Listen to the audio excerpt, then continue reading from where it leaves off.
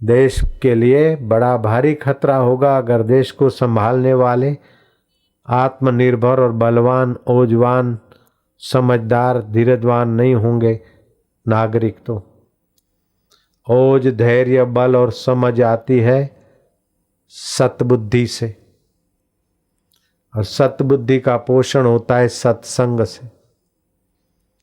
संयम के बिना सामर्थ्य का संचय नहीं होता। यौवन सुरक्षा पुस्तक अपने बच्चों को पढ़ने को दो ताकि वो संयमी और बलवान बने। मैंने ऐसे कई बच्चों को देखा कि बच्चे बेचारे अच्छे होते, सीधे साधे होते हैं, 15 साल की उम्र में कोई कुसंग लग जाता है, जाने अनजाने हस्त मैथुन सीख जाते हैं, अथवा तो और कोई कुरीति कर लेने लग जाते हैं, फिर पढ़ने में ठुस हो जाते हैं, याद शक्ति मारी जाती है, मनोबल दुर्बल हो जाता है। आइंस्टाइन से पूछा गया कि तुम विद्यार्थी काल में तो एकदम साधारण विद्यार्थी थे, अभी तुम्हें इतना सारा मान मिल रहा है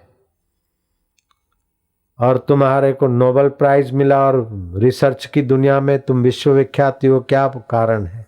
जमनादास बजाज के जमाई गुजरात के राज्यपाल सिमर नारायण ने सवाल किया था। आइंस्टाइन ने हाथ पकड़ के जाकर अपनी सफलता की कुंजी बताई कि ये कमरा है मेडिटेशन का, पतंजलि मनोविज्ञान पढ़ता हूँ, रोज मेडिटेशन करता हूँ, इससे मेरा ओज, बल, बुद्धि बढ़ी है।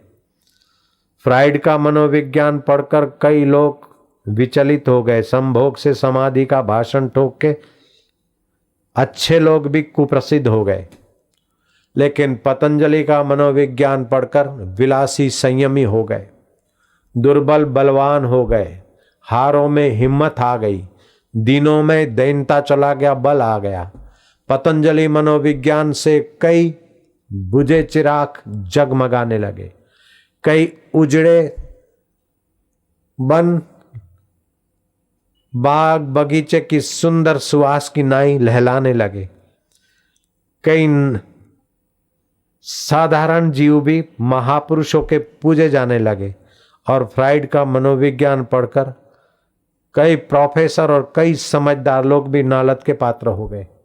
मिस्टर जोंगो कहता है कि फ्राइड का मनोविज्ञान ये फ्राइड की बपोती नहीं है। फ्राइड कहता है 7 साल के बच्चे को अपने माँ के लिए सेक्सी भाव आते हैं, 7 साल की बच्ची होती है और अपने बाप के साथ सेक्स करने के विचार आते हैं, और उसने तर्क दिए हैं। लेकिन हमारी भारतीय संस्कृति कहती है ये संभव नहीं है।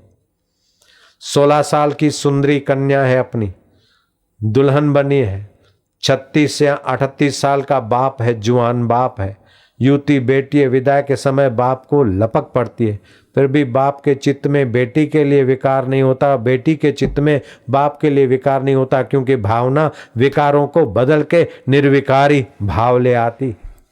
और यही कारण है कि हमारे संस्कृति ने, हिंदू धर्म ने भगवान को जगदम्बा के रूप में, भगवान को सरस्वती के रूप में, वीणा पुस्तक धारणी के रूप में, और हमारी सभी देवियां, ऐसा नहीं कि दांत गिर गए हैं, कुरूपा हो गई हैं, हमें विकार न उठे, बड़ी ओजस्वी तेजस्वी आभा संपन्न देवियों के रूप होते हैं, फिर भी हम उन देवियों के प्रति जब नजर करते तो हमारा सिर श्रद्धा से झुक जाता है और मन पवित्रता से भर जाता है। जरूरी नहीं कि सेक्स करने से ही आदमी का जीवन उन्नत होता हो, अपितु संयम से ही जीवन की उन्नति होती है। संयम से संतान को जन्म दे तो तेजस्वी संतान होते हैं। इस प्रकार का जो मनोविज्ञान हमारा पतंजलि मनोविज्ञान है, भारतीय संस्कृति का ऋषि मनोविज्ञान है, उससे तो लोग महात्मा और परमात्मा तक पहुँचे।